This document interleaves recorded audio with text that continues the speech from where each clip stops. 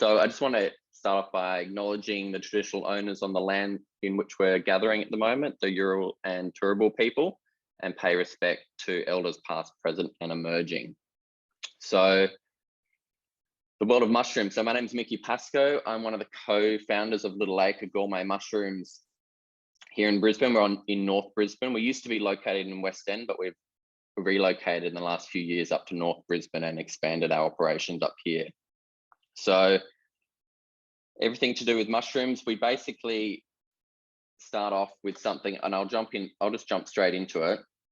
So I've got a few props that we'll have a look at, and then I'll share my screen and we'll jump into a bit of the online, bit of the masterclass that we do. So in terms of what is a mushroom, we grow gourmet mushrooms here at Little Acre, and we're producing around 200, 250 kilos a week of mushrooms. And it all starts off with something that's just like this. So this is an Agar Petri dish from the laboratory. And you can see here, this white disc in the middle here, and this is the culture of the mushroom. And all of our species start off in this way. So it is the mycelium, and when we're talking about mushrooms, what we're talking about really is just the fruiting body. So the fruiting body is the mushroom, which is the sexual reproducing part, and the organism that's creating the mushrooms, that's the mycelium. So this is actually the organism which we're growing. So everything starts off like this. And for our purposes, we do tissue culture work, and we don't collect the spores. And you can think of this in essentially the same way as like getting a cutting from a plant. If you take a rosemary cutting and plant that, you're going to get a clone of that exact rosemary plant. Otherwise, if you collected the seeds, you might throw up some different genetic variation in what you're seeing.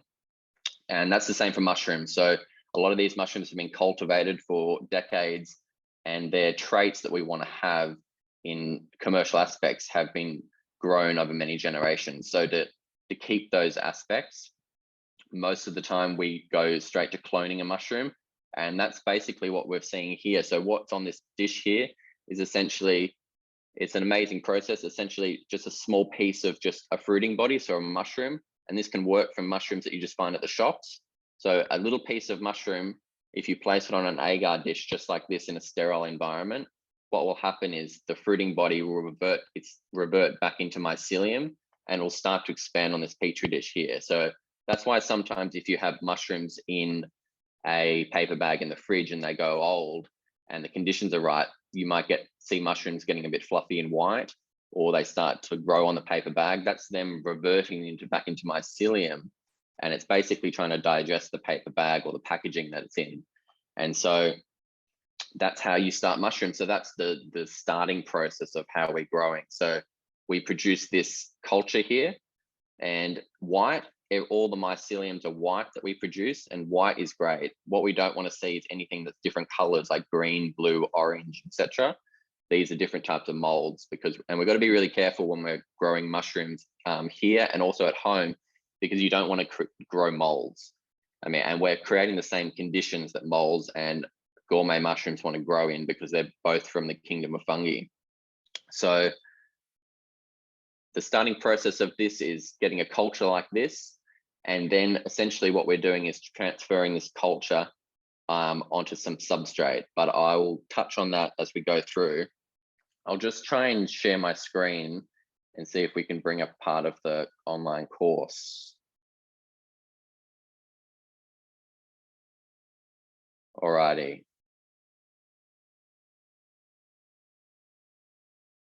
So if we can all see this. So I'm just jumping into the online, not the online program. This is the masterclass, the in-person masterclass. So I'll just jump around in here a little bit as we're going through different topics. So we're talking about starting off with a mushroom. And as you can see here, we're talking about the organism. It's just like an apple off a tree. So it's the fruiting body. Okay.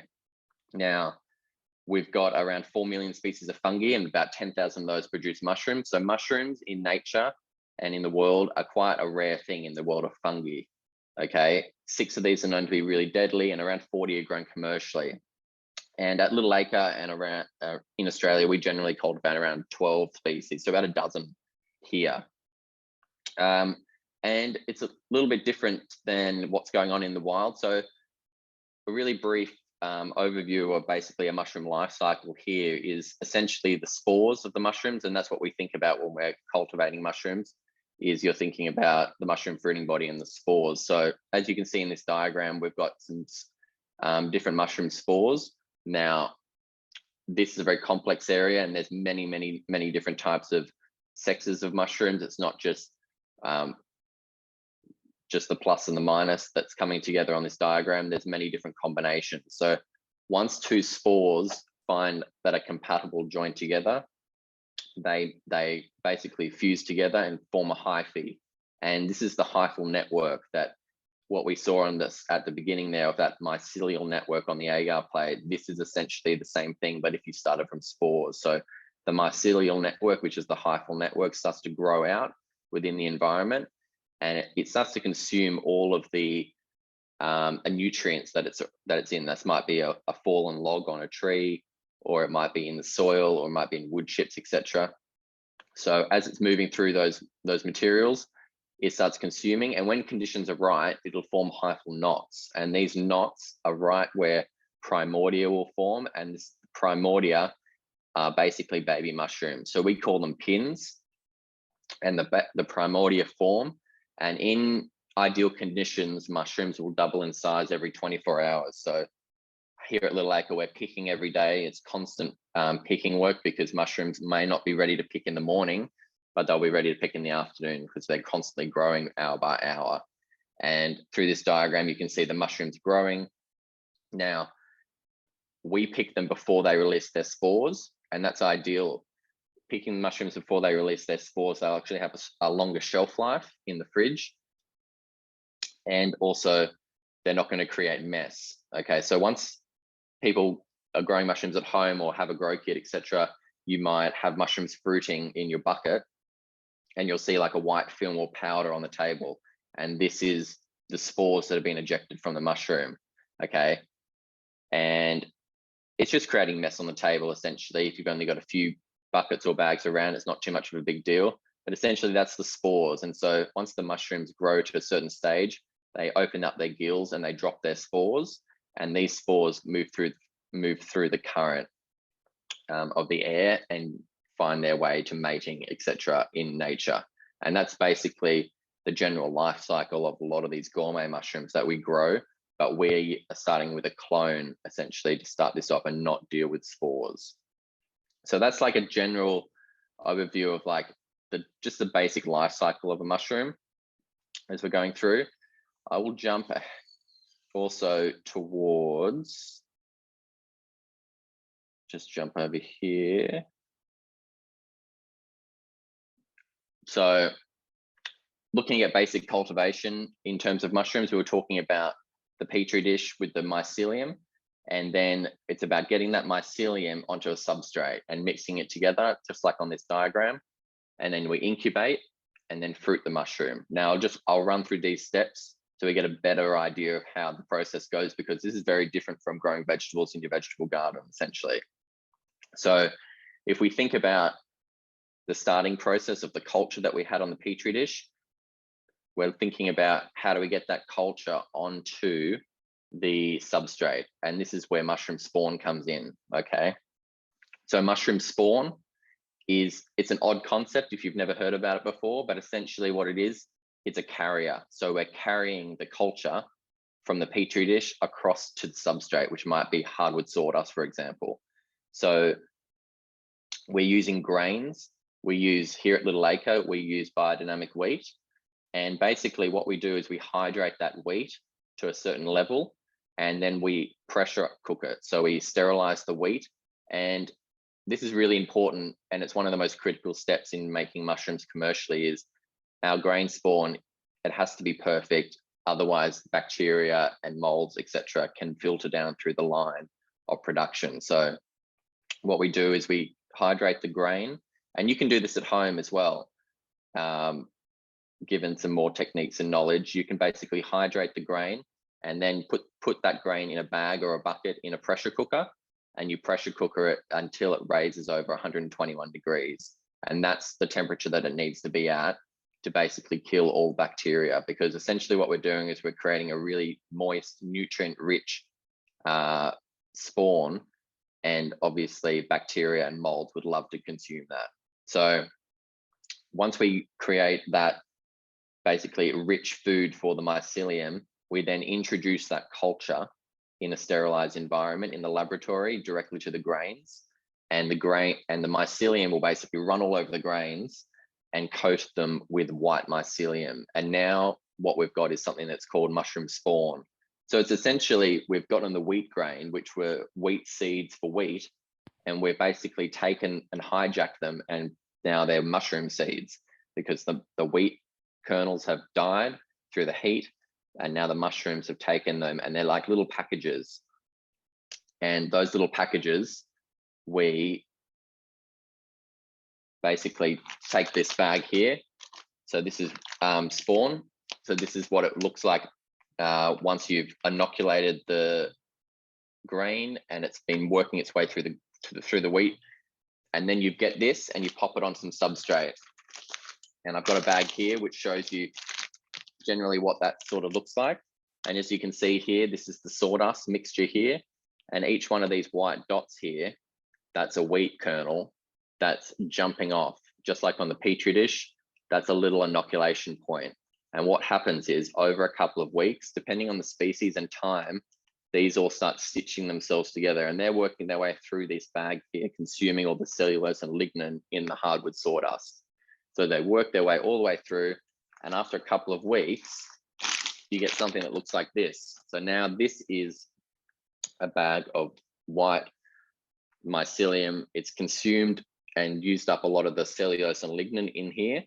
And when conditions are right, it'll fruit mushrooms. And the conditions are right when we basically deem that this is well colonized. So we check all over the block to see if there's any patches. On this particular block, there's a couple here. So this will need a couple more days and it will fill that in. And then at the correct time for this species, so this is King Brown, it'll take 3 weeks. And this was done on the 11th of March. And so once this is completely colonized, we then take that into the fruiting room and we basically changing the conditions. So this stage here that we were just looking at there, if I jump back into sharing the screen, that is the incubation stage.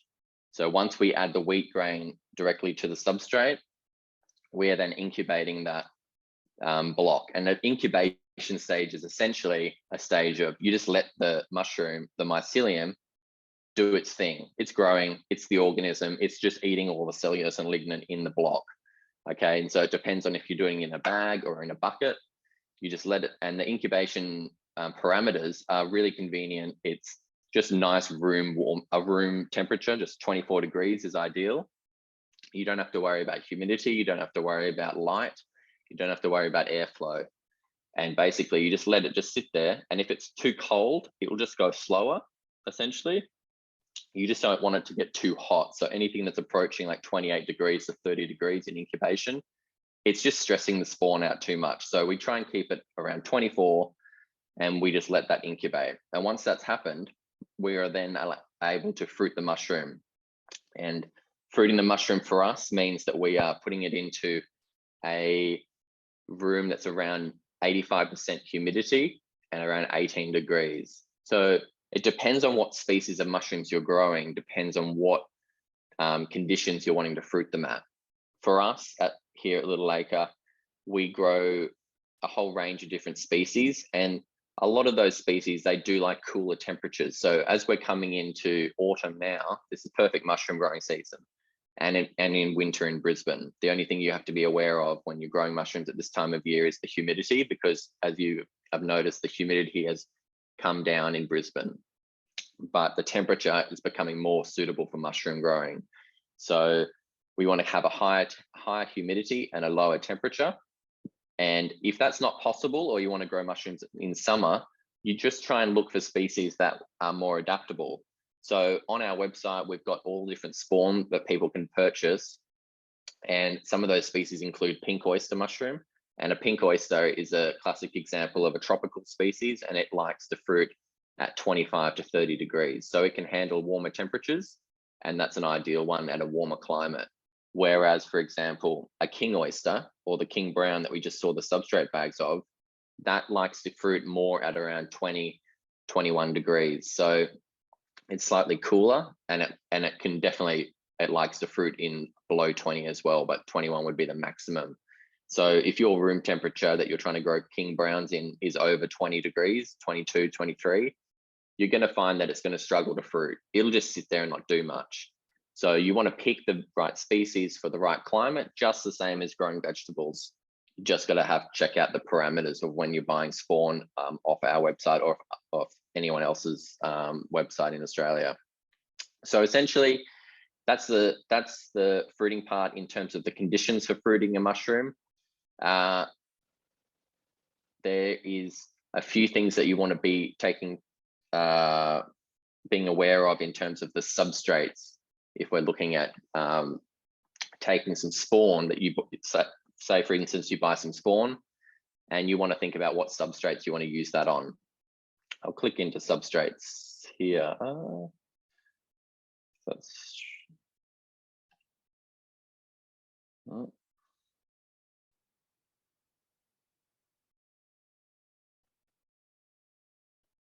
All right, so in substrates here, mushrooms are great decomposers, as we know.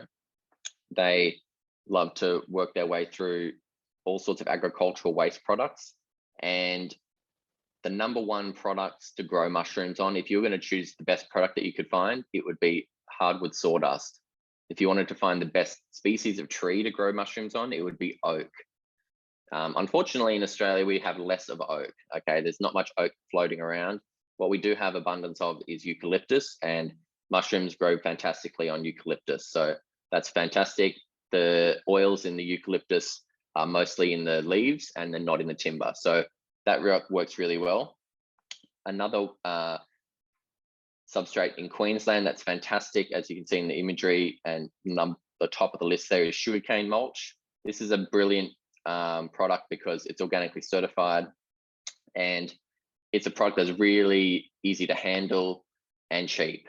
Okay, there's a few nuances in different things like this. When you have a look at straw comes in long strands. If people have dealt with straw before, really long pieces. Sugarcane mulch is all chopped up, and that might seem like not really an issue, but when you start trying to put things in buckets and bags, having really long pieces of something becomes painful. And also, the more surface area you have, the faster the mycelium will work its way through. So chopped up sugarcane is fantastic. So sugarcane mulch is fantastic. Sawdust is fantastic. Now, are all sawdust equal? Of course they're not. There's some ones that you should definitely stay clear of if you're going to look into growing mushrooms. One is camphor laurel, that is got really high antifungal properties in it, which is unfortunate because it's a beautiful timber and many carpenters use it. So getting sawdust from a carpenter, you want to be checking if they're using camphor laurel, for example. And the other one is pine. Pine also has really high antifungal properties. And when we're trying to grow fungi, that's a big bummer. So all pine, all camphor laurel, you want to try and stay away from, because it's just going to make your life harder. What you want to try and find is basically hardwood eucalyptus sawdust. And a couple of ways you can do that if you're in an urban environment is either wood pellets or a compressed sawdust brick. So wood pellets, if you haven't seen wood pellets before, they're just like smoking pellets that people use to smoke meats with. And also in Southern Australia, they use them for heating homes. So they can be called heating pellets. These are just made from waste sawdust, and they're compressed into pellets with no glues. It's just the pressure and heat that compresses them together. So people use those, and we sell those as well. They're a fantastic input because you can get a lot of weight in some pellets. Whereas if you had the same weight of sawdust, it'd be taking up a big bag. Okay, so wood pellets are fantastic, or a compressed sawdust brick. These are normally called eco logs, and they use them for fireplaces. But if you get one of those eco logs and you check that, make sure that it's hardwood, and you put that in water, it just breaks down into sawdust. So immediately you've got a really great product. Really conveniently, you can buy them at barbecue stores, and they're super portable and compressed. So they're really great to have. They don't create much mess. So that's a great way to basically get hardwood sawdust if you're trying to find something to try and grow mushrooms upon. Any real agricultural waste can work as well. You just got to try and make sure that they're brown. Okay, so lucerne, lawn clippings, things like this. It's got too much nitrogen, and nitrogen really is going to affect mushroom growth. So what they're trying to find is cellulose and lignin to work their way through. And when the mix is too heavy in nitrogen, they don't develop properly at all. So they're the things to be sort of aware of. But people use all sorts of things over the years I've seen. Another one that I should note on here is basically paper pellets. Paper pellets in the form of kitty litter is basically how you would buy it. And if you were going to do something like this, you want to find one that's got no additives. So the cheapest one, no additives, no perfumes, and it's just compressed newspaper. And many people grow mushrooms off this. Now, if you're going to grow mushrooms off compressed newspaper or compressed hardwood sawdust, the mushrooms off the compressed hardwood sawdust are going to be much bigger and plentiful, because you can imagine the nutrients that newspaper has is very minimal. So it's just trying to see what you've got access to, essentially. So these are basically what we would call your bulk substrates. And then once you've got your bulk substrates, you can either just go and use those, or you can give the mycelium a kick along and give some more nutrients along the way. More nutrients can be in the form of wheat bran, rice bran, coffee grinds, soybean hulls. These are really high nutrient load items that you don't want to grow the mushrooms specifically just on, because they're going to deform the mushrooms because they're too nutritious, but they're a great additive. So sort of in the same realm of growing fruits and vegetables, you want to have a nice mix of your nutrients, but you want to have your bulk substrates. So by having that, you've got basically your nutrients, and you can see there's some notation here, 15 to 20% nutrient load onto substrates. And the other key thing to be thinking about is water. Mushrooms are made up of a lot of water in their weight, and for your substrate that you add the spawn onto, you want to try and make sure that it's around 60% total weight is water. Okay, so essentially, if you're using something like agriculture, like wood pellets, you just weigh out your wood pellets and say that's 40% of my mass, and how much do I need to add to make that 60%? And then that would be your complete mass there, because when we're thinking about it, the mushrooms that are growing, they're growing in one of these bags or buckets. All the water that they're going to put into the fruiting body is in that bucket or bag that you've added. The humidity of 85%, that's just there to basically allow the mushrooms to form properly. They're not extracting the water from the air for their fruiting body, except specifically, they're just using that so they don't dry out. So all the water it needs is going to be what you give it. And if you give it too little, it's going to try and create disordered mushrooms, et cetera, et cetera. So they're the couple of things you want to be noting in terms of basically creating mushrooms, is the substrates, your nutrients, and the water content. I know this can be a little bit overwhelming and all sorts. There's a lot of information here, but we'll try and keep it generally basic as much as I can. The other thing that we want to be thinking about is, it says public enemy number 1 on the middle here. I won't click into it, but essentially what it's talking about is molds. As you can imagine, we've got, for example, coffee grinds mixed with some sugar cane, mixed with some water. That's prime mold heaven, that is. And so how are we going to grow mushrooms and not mold? We basically have to either sterilize or pasteurize our substrates. So really basic.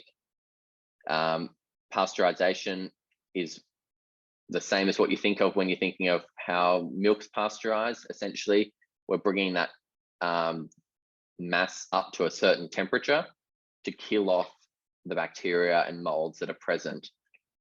Now, you can either do this with heat or with chemical. With heat, for mushroom pasteurization, you bring your temperature up to around 70 degrees for around 1 hour, and that's pasteurization. If we brought it up to 100 degrees, what's going to happen is you're going to kill off all of the bacteria and molds that live in between 70 and 100 degrees. And the molds that live, the bacteria that lives in that bracket there, are not too aggressive and won't impact your mushroom growing too much. But if you remove them all in an unsterilized environment, then what's going to happen is all the bacteria and mold's going to move in later. So what you have to think about is with heat or chemical heating, just up to 70 degrees for an hour is going to remove those pathogens in the mix, so that when you add your mushrooms, when you add the mycelium, it's going to be able to work its way through without any competitors. We talk about lime here, and lime's probably the easiest way to do such a thing. Hydrated lime. Now you can buy stuff on our website, or you can go to a hardware store and you can buy a bag of lime for next to nothing. It's like $7 for 20 kilos. And this is not garden lime. This is builder's lime. This stuff is extremely alkaline. And essentially it's going to shift the pH of your substrate all the way to 14. It's going to go straight to alkaline, and that's going to kill a lot of microorganisms. Now, conveniently, the oyster mushroom species that are most commonly grown, it can handle 14 pH. Okay, so that's fantastic. If you put some lime in your substrate with some water and you only need 1 gram per liter, so if you bought 20 kilos for $7, you're going to have enough lime for your life. So you got 1 gram per liter, you add that into your mix, and that rapidly shifts the pH to 14. So then once that happens, when you add your spawn, as the mushrooms are working their way through the substrate consuming, they're excreting acids. Mushrooms, they respire carbon dioxide and breathe in oxygen just like an animal does. And so that carbon dioxide that they're releasing to the substrate is acidic, and it's actually bringing that pH down. So once your block or bucket is completely finished, that pH will actually be back down to neutral if you're going to put it onto your compost or your garden. So it's a really amazing way to basically remove all the pathogens at the start by throwing in a bit of hydrated lime, mixing that up, but then you're going to get rid of the microorganisms, and then the mushrooms are going to be able to work their way through and grow in that bag or bucket. So that's pasteurization. That's the easiest way to get started. You don't have to deal with a pressure cooker, essentially. The only way to sterilize something is through heat, and it's through heating up your substrate. The only way to heat up something above 100 degrees, heat water up above 100, is by pressure. And you need to heat your substrate up to 121 for at least 20 minutes into the core of the substrate block. So if you've got a big bag or bucket and you put it into a pressure cooker, you're going to have to pressure cooker it for 2 to 3 hours so that you know the core of it is going to be blank. Okay. Now, and 121 is very important. 119, 120, that's we've done that. That doesn't work. You're going to end up with bacteria. It's hard to believe, but there's bacteria that basically can survive that, and they'll come back with a vengeance later. Okay, so, and this is for sterilizing something. So 121 is what you're looking for, and that's true sterilization. You can go above 121, but nothing can survive over that. So are we allowed to ask questions? Yeah, I'll go. We'll jump in questions as at the end, if that's okay.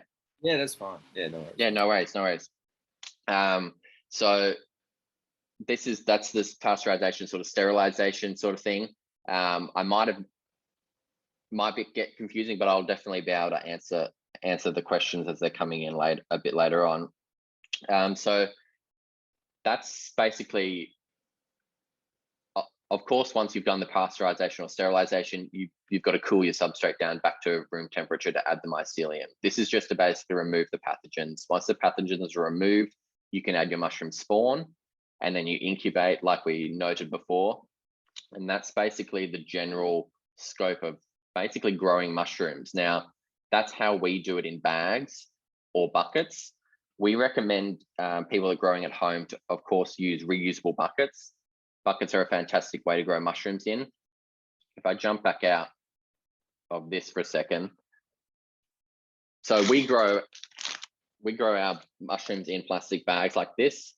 This is, if you don't know much about the mushroom industry, this is the industry in the world. There is no alternatives, essentially.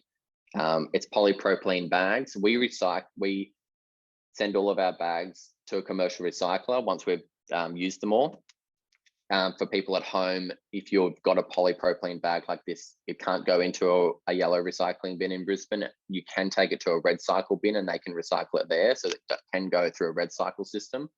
But essentially, we use these bags because it is the only way to produce mushrooms on a scale that's profitable, essentially. And that becomes evident when you start growing some. So another method is to grow mushrooms in buckets. So this is just like a yogurt container, and I wouldn't use anything that's smaller than this. So this is just like a large yogurt or hummus tub that you would find in a supermarket, but you can get much larger buckets. Like around a 10-litre bucket is fantastic. And I know at Reverse Garbage in Woolloongabba, they have occasionally they have big stacks of 10-litre buckets at really cheap prices, and they're recycled ones. That's definitely the go-to place to get buckets, but you can of course go to a cafe or restaurants and ask for buckets similar to this. And essentially this is a polypropylene bucket as well, but it's reusable. Once the mushrooms have grown in this, you can basically tip that contents into your compost or your garden as a mulch. It makes fantastic mulch because the mycelium is still alive in that, and it's breaking down all of the, it's already pre-broken down a lot of the substrate, so it goes really well. And then you just wash these out and you can reuse them again. You can see that there's holes in the side of these buckets, and that's where the mushrooms come out of. So that's what we recommend because it's an easy way. When you're using thousands of these, you can imagine washing thousands of these, and some species of mushrooms can't be grown in a bucket. So that's why we use bags, and we try and do the best we can with the situation that currently stands. There is some bags on the marketplace in the US and Japan that are biodegradable. It's a bit of greenwashing going on there. They're just being broken down into microplastics, and you can understand that it's a really difficult proposition to try and create a bag that can be broken down without microplastics, but it also has to be able to withstand growing mushrooms, which literally are decomposing organisms. So you can't have anything that the mushrooms will literally eat, otherwise they'll just fall through the bag. So it's a tricky situation in that regard, but we recommend people use your buckets and things like that. That's the best method. So buckets, bags, that's in that sort of realm if you're interested in that area. As we're moving through, best mushrooms to grow at home. I'll note this, our grow kits. So if you've ever looked at grow kits on the market or our grow kits, you'll notice that almost all of them are oyster mushrooms. Okay, and there's a reason for that. And the reason is they're the easiest to grow. They're the most forgiving types of mushrooms. Pleurotus austriatus is the most commonly grown species, but you've got the pink oyster here, Pleurotus tumor. But the Pleurotus genus is just really vigorous. And if you're growing at home and following some of those steps that I was mentioning and you make some mistakes, the Pleurotus genus is very vigorous. It can basically be more forgiving in trying to outcompete some molds. But there's other species such as chestnut or Pia Pino, for example, which they're just more fragile, and they really don't like to compete with molds and bacteria. So you do accidentally get some of that in, which is going to happen. Essentially, it's just, we live in a world where there's just pathogens everywhere. There's 10,000 mold spores per cubic meter of air just on Earth. So that's why if you leave bread out on a table and it's moist, it goes blue-green, because that's trichoderma going onto that bread. And that's going to happen with growing mushrooms. So Pleurotus austriatus and Pleurotus genus mushrooms are the most forgiving, and they're the ones we would recommend. They also have the shortest incubation time. So when you basically add the spawn to your substrate, you'll incubate those for around, a pink oyster, you can go 10 days. And the other species of austriatus would be around 14 to 16 days, essentially. Some of the other species like shiitake, for example, shiitake is a really long one. It takes at least 2 to 3 months to incubate a shiitake block. So depends on how much time you've got. And it's part of the reason why we grow less shiitakes at Little Acre, if you haven't seen much of those, it's because it just takes a long time. And if we've got limited room in our facility, so we can only have so many blocks in so many rooms. And if they were all shiitake, they would be needing a lot more space, because we can move through oysters a lot more efficiently. And that's why oyster mushrooms are like the bread and butter for any gourmet mushroom farmer. So yeah, I would recommend oyster mushrooms is what you would want to be thinking about if you're going to dive in. And yeah, I mean, we've got a lot of varieties on our website that you can jump into after that. It's just, there's an endless array of mushrooms that you can grow, and they've all got amazing flavors and attributes. Got a note on here, just talk about the best ways to cook a mushroom. Okay, this is not many people know about cooking a mushroom compared to vegetables. A lot of people know you chop up a mushroom, you throw it in the pan with some olive oil or butter, you fry it up, it tastes amazing. That's great. And it's really just a vessel for the butter and the oil and the rosemary and the garlic that you've done. And that's going to taste great, of course, because those flavors work really well together. But if you want to bring out the real umami flavors of mushrooms and try the actual flavors of mushrooms, then what you want to be doing is you want to be simmering those mushrooms in some water. Now, the key thing about mushrooms compared to vegetables is mushrooms are made of chitin and vegetables are made of cellulose. If you put a carrot in a pot of boiling water and left it for an hour, you would have a mush of carrot, right? Cellulose breaks down in boiling water and it degrades. Whereas chitin, it does not. So if you threw a mushroom into a pot of boiling water for an hour, you would come back, it would still just look like a regular mushroom. It wouldn't have done anything apart from just being supple. So what happens is what you should be thinking about when cooking mushrooms, if you want to give this a go. And I promise you, it will be a different taste. Is what you do is you get a saucepan of water, and you just put about an inch of water into your frying pan, and you put your chopped up mushrooms in there. Now that sounds weird. You start cooking them and they start boiling and bubbling away on the stove. And what's happening is the boiling water is opening up the chitin bonds in the mushroom, and it's releasing the flavors of the mushroom. And you'll be able to smell those flavors in the air as the mushrooms are boiling. Now, what you want to do is you want to try and simmer that water all the way down until it boils dry, okay? And what's going to be left is the mushrooms that have been basically cooked and their flavors have been stuck to the bottom of the pan. Now, when you add a bit of butter, after the water has gone away, the mushrooms aren't going to just suck up all the butter. Because when you're frying mushrooms, traditionally, you put oil and butter, they suck it up. You put some more in, they suck it up. This way, the mushrooms have already sucked up the water and they've released all their flavors. The butter is just there to bring the flavors together, and sort of it brings the dish together, or the olive oil. And then that olive oil and butter can give the crispiness to the mushrooms. And try that. And I promise you, they'll taste even better than they already do doing the traditional method. It takes a little bit longer. That's the only downside. You've got to wait for the water to boil off, about a few centimeters of water. But that's like a hidden technique of trying to cook mushrooms, is doing it that method. So yeah, that's like a bit of a rundown. I know that's like really, it's really hard to concisely just talk about this topic in such a short period of time. But I hope I've done justice in some sort of way. We'll go questions in a second. If you want to learn more about basically a lot more detail than this, we do our in-person masterclasses, and there's one on the 10th of April on a Sunday morning, and tickets are still available to that. And that's a most of the day event, where we go through this in a lot more detail. We talk about spawn. You can see live mushrooms growing. We go through all of the different techniques, and then we do a practical and demonstrations on the day. And you leave with basically a starter kit that's grown to grow those mushrooms out of a bucket. So that's coming up. You can jump on our website for that, or just go on Google and check it out. But yeah, that's basically a little bit about Little Acre, a little bit about mushrooms and the differences in how they grow and how to try and grow them at home. But if someone wants to jump on with a question, I'll try and answer it as best I can. I've heard a lot of questions over the years, so hopefully I can. I got Sam. Yeah. There, yeah. It was just about your the pressure cooker business, like my pressure cooker only goes up to like 115, but I was being told that the longer that you leave it going for, so if you like double the amount of time, if I'm like sterilizing some of my equipment and stuff like that, I don't necessarily need to get up to that 120 degrees if it's just going, rather than just doing it for 1 hour.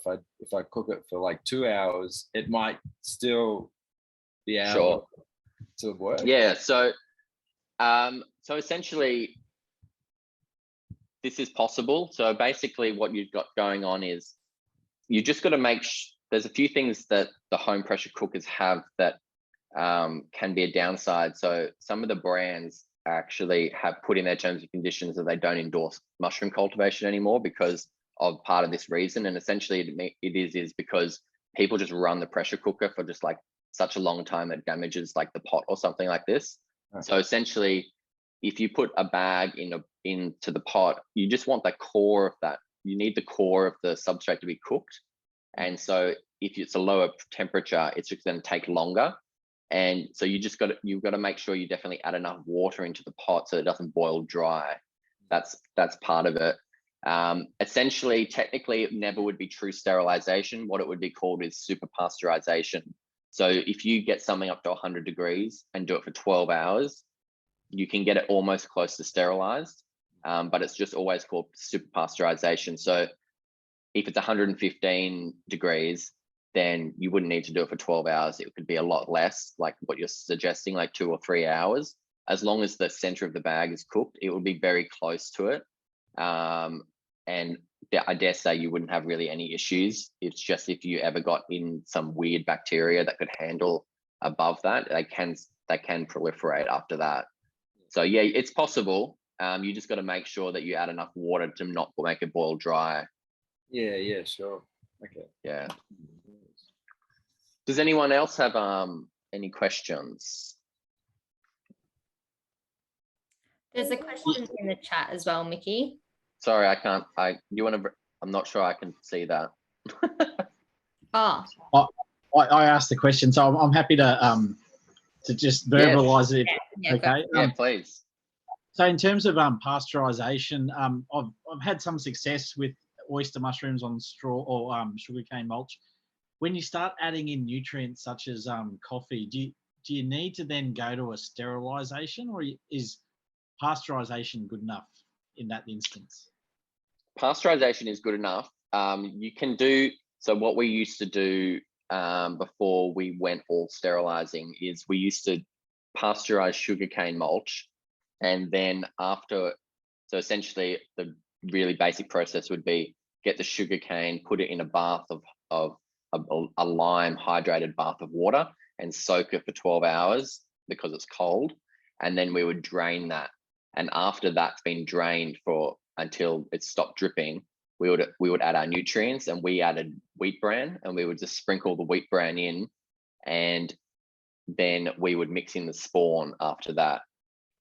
So in terms of like pasteurizing with lime, you definitely don't add the nutrients when you're doing it. You add the nutrients afterwards. So once the sugarcane has been pasteurized, then you add in your wheat bran. Even though the wheat bran hasn't been pasteurized, you're just getting it out of a packet and putting it on. The coating on the sugarcane with that limey alkaline liquid is enough to just basically handle that extra bran. In terms of coffee, you definitely want to make sure the coffee grinds are dead fresh. Coffee can be really prone to mold. So in terms of coffee grinds, they would be literally just being used from that day, or if you want to build up a bunch of them, you would just put them in your freezer and then you distribute them into the mix. Coffee is pretty good. It's highly acidic, so it shouldn't have any problems per se if you're doing the pasteurization part. But if you weren't using lime and just heat, you could make your substrate actually more acidic. And a lot of mushrooms don't like that 5-4 pH. They want to rather be 6 above, basically. So yeah, you shouldn't have any real issues. It's just trying to get the freshest coffee, essentially trying to add that into a pasteurization method. But we used to do pasteurize.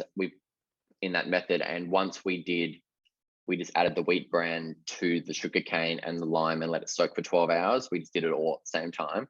And that was a disaster. The bran started to ferment in that short period of time because it was in Brisbane, it was hot weather. So that's definitely, don't try and do that. You want to do your bulk substrate and then you add whatever nutrients you've got after that. Excellent, thank you. Yeah, no worries, no worries. Do we have any other questions?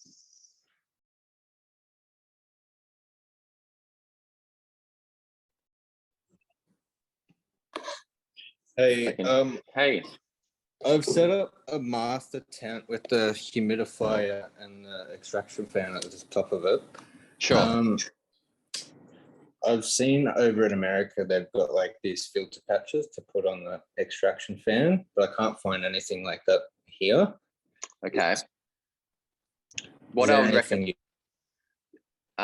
recommend in terms of like a system is essentially in terms of your fan placement. I'm not sure if this may be what you've already done, but essentially because mushrooms are expelling carbon dioxide and carbon dioxide is heavier than air, you want to basically have an opening at the bottom of your room, which is allowing that carbon dioxide to go out. And essentially, you want to have, if you have the fan down below and the fan is pushing the air from your room out, it's going to be drawing any spores that are in that room through the fan. So that's not what what happens then is it clogs up your fans and basically it can stop the fan blades from turning. So essentially the most recommended way to do it basically is to have your tent set up and to have a fan mounted at the top of your tent, blowing air in, and the air is getting blown in, that's fresh air. And then there's a hole down the bottom of the tent, which is forcing that air out. So you only need one fan on a tent. It's just where you place it, and the best place to place it is at the top and allow the excess to go out the bottom. That way there's no spores passing through a fan blade. In terms of like the filters on a fan for just general, you would just use some like air conditioning as sort of filter to try and stop any bugs and things like that trying to blow in. I know that I used to buy some stuff from Bunnings, which was like, it was made for air conditioners in like a packet, and you could just like, I just cut pieces out and sort of put them over the fan so that it stopped bugs, is essentially what you wanted to stop getting into your room by blowing air in. But yeah, in and then out the bottom that's an ideal way to do it if that's what you're thinking. Yeah, okay, cool. Yeah. Thanks. No worries. Any other questions? Anyone?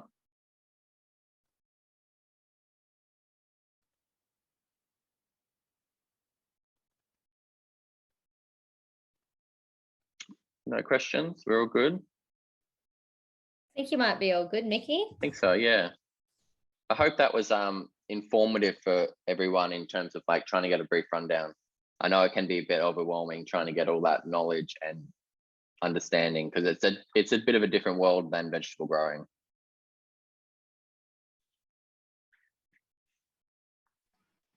It's been really great. Thank you very much. It's been very informative. No worries at all. Thank you so much. Thank you. I appreciate that. I've just popped the link to your masterclasses in the chat as well, if anyone wanted to have a look at your next session. Thank you so much. Yeah, thanks everybody. It was great to spread a bit of mushroom knowledge. I love chatting about mushrooms. Do it all the time. Love it. And hopefully you guys can try and grow your own as well.